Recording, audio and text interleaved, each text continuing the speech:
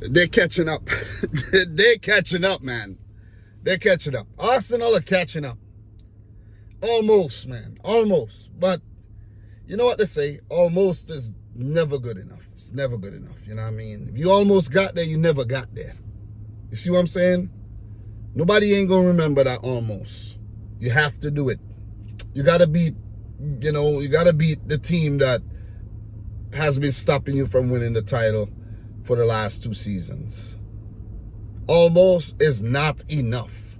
And now that I look back at the game in hindsight, Arsenal were the better team. They should have won the game. They should have won the game because Man City, not good enough. Not good enough on the day to win. Arsenal, they play better football. And straight out the blocks, you saw what Arsenal set out to do. Unsettle Man City. If you can't beat them, or you beat them last season twice, draw once, come back again, you unsettle them. And they did that. Got Rodri off the field, and I think that was tactical. That was all tactical. Straight from the get-go. Havertz straight into Rodri. Bam.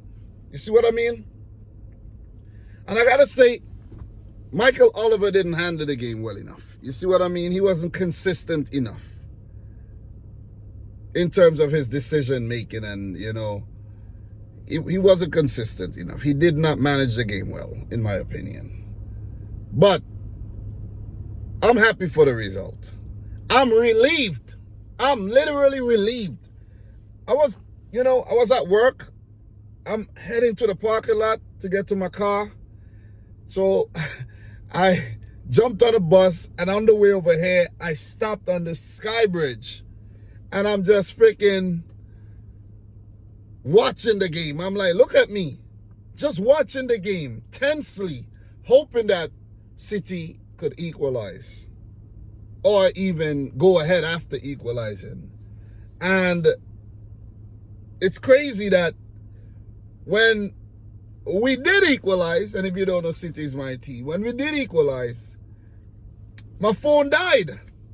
I have 2 phones, but the one I was watching the game on, it died.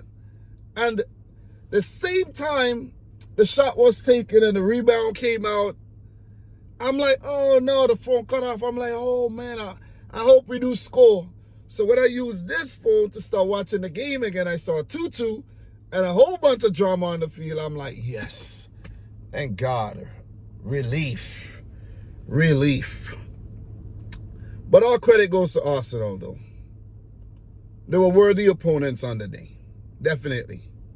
But despite not losing a game yet this season, they dropped points again like they did in their game.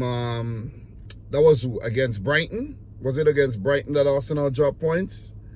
So it's, these are the games you got to win. When you're in a position to win, you got to win. You see what I mean? And the red card comes back to bite Arsenal in the behind. They have not been disciplined enough. And I think that's a mirror image of the manager. Arteta is a bit too temperamental, and it's rubbing off on his players, obviously. And I think the players were given clear instructions by Arteta to go out there, manhandle, and unsettle Manchester City. You could just, the type of fouls that Arsenal players were pulling off, you could just see. But it was a good game of football, though. If you could have me on the edge, if you could have me tense and worried, it had to be a good game of football played by the opponent. And Arsenal deserves a lot of credit. I think they should have got all 3 points after, coming from behind to go ahead. And, if it wasn't for the red card, I think Arsenal would have probably went on to win the game. You see what I mean? Because they weren't sitting in a low block. They weren't defending to keep the lead. They were going to attack the shit out of Man City. It would have been a wide open game, and it would have probably finished 3-2 or something. But the red card is what done in Arsenal in the end. just like the Brighton game.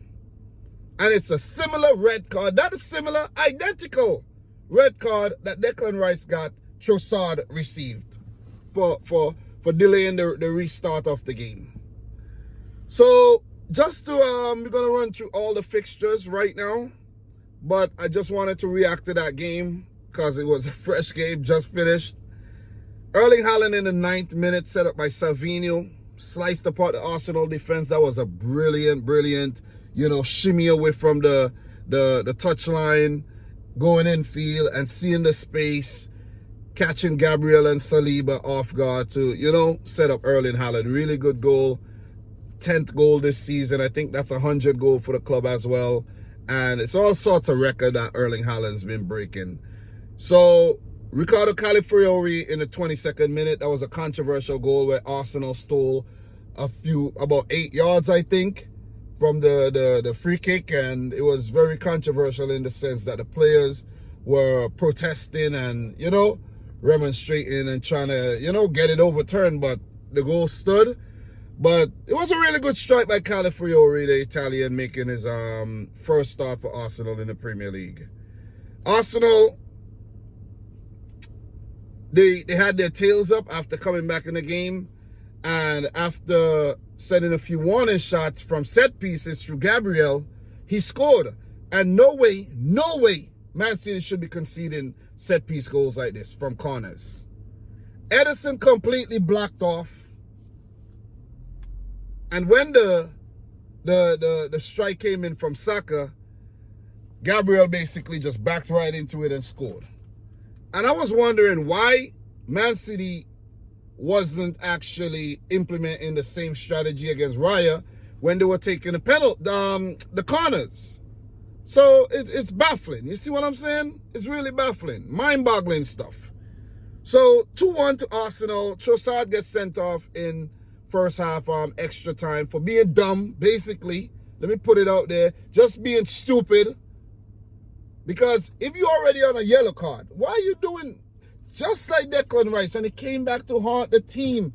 These are the moments that's going to come back to haunt Arsenal at the back end of the season when they're looking for these points to trump Man City for the title. And if you're going to be dropping these points like that, you ain't going to win the title, man. You ain't going to win the title. Arsenal should have won both those games against Brighton and City. But Man City stay unbeaten at the Etihad for almost 2 years, which is ridiculous. And unbeaten since December. So, John Stones with a late goal there after coming on as a sub. But I have to say, it was a poor display by Manchester City trying to break down Arsenal. And I was actually thinking that if it was City in the position, 2-1, down to 10 men, Arsenal would have already found a way to score because they would have been running down the flanks, crossing the balls in, and it would have been chaos in the box. They would have been sending a whole lot of shots from outside the box into the box. It would have been chaos. But Diaz and Akanji, freaking useless up there. Useless. I know Vardiel, he's really tried, but David Raya, I think deserves man of the match for his performance, because if it wasn't for Raya, Arsenal would have conceded about 3 goals in the second half and lost the game. So I know they were tough to break down, but I think, we as a team, Man City, very, very poor in the creative aspect of the game. And of course, maybe because we were missing Kevin De Bruyne and we lost Rodri in the game and it affected things. You see what I mean? So, not to drag it on for any longer, I have more games to talk about, but I'm happy for the point. Really, really happy for the point. So, City do stay top of the league and 13 points. First time dropping points this season. 1 point ahead of Liverpool, who has 12 points. Aston Villa with 12. Arsenal go up in the top 4 with 11 points. Still unbeaten this season, but drawing 2 games. So, guys, let's talk about the other matches, man. Let's talk about the other matches. I know Pep Guardiola's reaction by kicking the freaking chair and all of that. It was an action-packed game, man. All around, all around. You know, the youngster Skelly getting yellow carded before he even make his first team debut, and then he made his first team debut. So it was a really good game, man. I want to say Kyle Walker's kind of, you know, falling off a bit. I can't see Kyle Walker being at Manchester City next season. He's still got the pace and everything, but I could just see him, you know, on the decline. The team's going to transform a lot next season, in my opinion. So let's move on, man. Let's run through these matches. Match week 5 of the English Premier League. I did predict City to beat Arsenal, so I got that prediction wrong. So let's talk about these games. Since we're in Manchester, you know, talking about a Manchester team, and we up in Manchester, Crystal Palace 0, Manchester United 0, and look, man, Palace has been a problem for United at Selhurst Park across the, you know, the last few games there. So United, of course, did dominate possession, 15 shots at goal, 6 on target. You know, what a better team throughout the game. You expect them to win, but you got to give Palace a whole lot of credit for staying resilient and actually going on to pick up a point here. They deserve a point, and they needed that point because it has not been a good start to the season for Crystal Palace.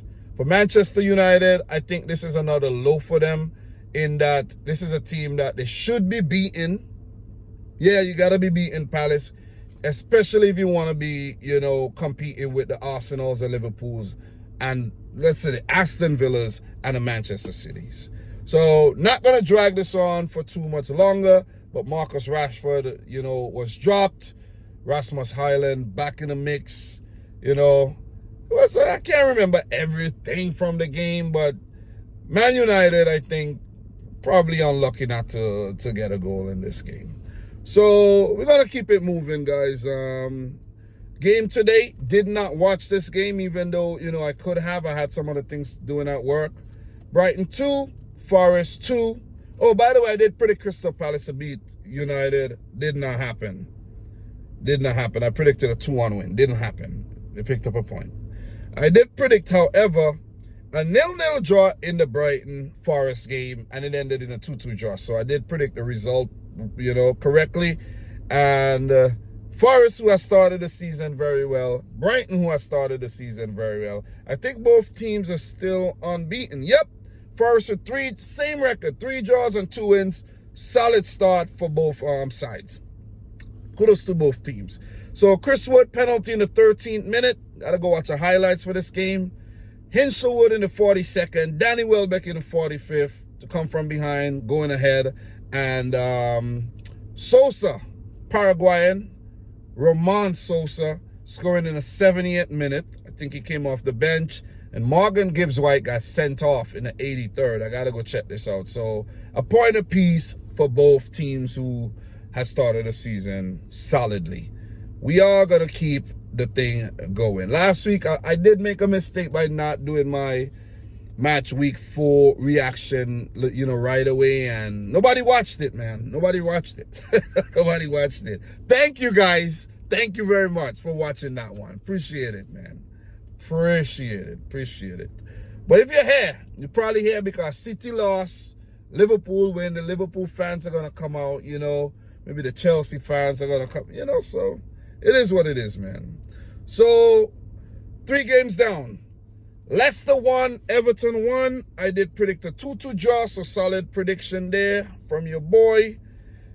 Iliman Ndiaye in the 12th minute and Steffi Madvi Didi in the 73rd. I think Everton were really good in this match, but yet again, they drop points from a winning position. But they did much better this time. They managed to hold on to one of those points, you know. So they probably should have walked away with all 3 points here. So kudos to Sean Dyche and his men for picking up a point. And for Leicester, you know, not a bad start on their return to the Premier League because they picked up, you know, a few draws here. So they've drawn 3 games and lost 2, 3 points. But they need to pick up some wins because you're not far off from the teams at the bottom. All those teams need to do is to win one game and for Leicester to lose, and then they're right down there in the relegation zone. So not going to drag this out any longer. I did not watch the game, so I'm not going to pretend that I could give a good account for this one. I didn't watch the game, but I did watch the highlights. So, good point for both teams. We are going to keep it moving, and the next game we're going to talk about is, let me see, Tottenham 3, Brentford 1. I did predict opposite result. I did predict Brentford to beat Spurs. They've been doing well against them lately, but it's Spurs that come out on top in this London derby. Dominic, well, let me hold up. They Brian Mbeumo in the first minute, really good goal. I did predict him to score in this game too. Dominic Solanke in the 8th. Brennan Johnson at 28 to silence his critics. I do think Brennan Johnson should be starting for Spurs. And James Maddison in the 85th to, seal all 3 points for Spurs. They needed that. I think Ange Postecoglou, and his men, they haven't been terrible, but they've been really Spursy lately. And they needed that win. Big time. So all 3 points goes to North London, and for Brentford, difficult run of fixtures in playing City, Liverpool, and Spurs, losing to all 3 teams. And they did miss Johan Wissa, who will be out for some time with an ankle injury. I didn't even, realize that, and I was actually checking the Premier League injury list before the game, and that one slipped through the cracks. It was there, but I didn't expect him to be injured at all. So, big 3 points for Tottenham. Let's keep it going. Only a few games left to talk about. The Liverpool-Bournemouth game also, and I'll leave that one for a little later, just for the Liverpool fans who are in here, just because Liverpool won the game. So, Southampton 1, Ipswich 1. That's an exact prediction that I made, 1-1 draw, and Southampton would be kicking themselves for not taking all 3 points in this game that they fancy themselves winning. I think Ipswich did beat them twice in the championship last season, but Tyler Devlin, I think his name is, that guy's going to be a star. I just hope he does not do something stupid and sign for Manchester United, because your career would be going like this, and then doop, basically. Don't do it, Tyler. Don't do it, Mr. Devlin. There's Man City, there's Liverpool, there's an Arsenal, there's a progressive club like Aston Villa, and don't join Spurs either. But this guy's a talent. So, Sam Morsy in the 95th minute, I think that was a deflected goal, I think very late in the game there, to earn Ipswich Town a point. So, Southampton should have won this game. I think, what's his name, man? Cameron Archer had a really good chance. He should have scored, but it's progress nevertheless for Southampton. I think this is the first point they pick up this season, and they would hope to follow suit in the weeks to come. If you're a Southampton fan, I know you'll be happy for this point. Southampton are 18th in the table.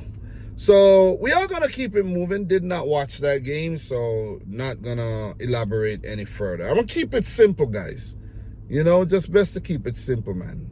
Fulham 3, Newcastle 1. I did predict a 1-1 draw for this one. But Fulham, brilliant, man. Brilliant. Raul Jimenez in the 5th minute, set up by Adama Traore. That was a brilliant goal. Bring down with his chest and swivel to beat the goalie. That was brilliant.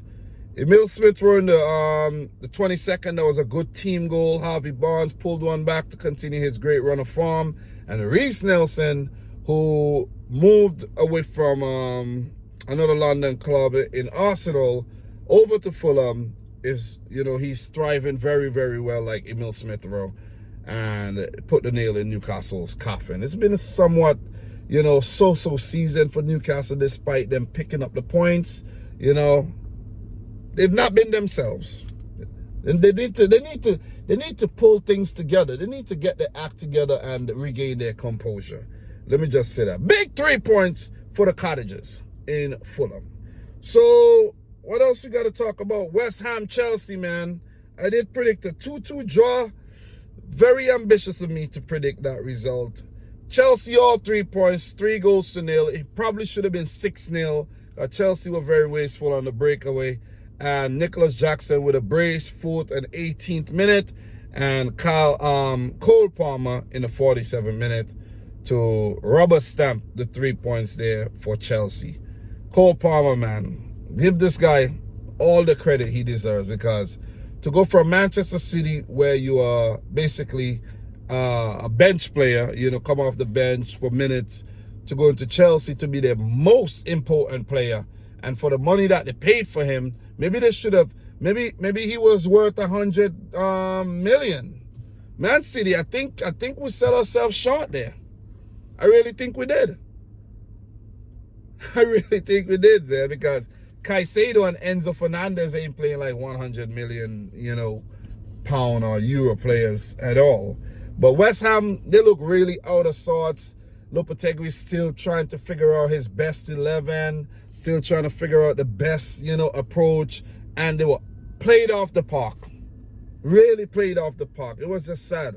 Really, really sad to see how West Ham, they didn't look good. They weren't incisive in the final third at all, man. I know they got 15 shots, 7 on target, 53% of the ball, but Chelsea looked way better. So, guys, we are going to keep it moving. And next game I want to touch on is Aston Villa 3, Wolves 1. Let me give a round of applause to Aston Villa, man. This team is out of this world, man. I predicted a 3-0 win for Villa.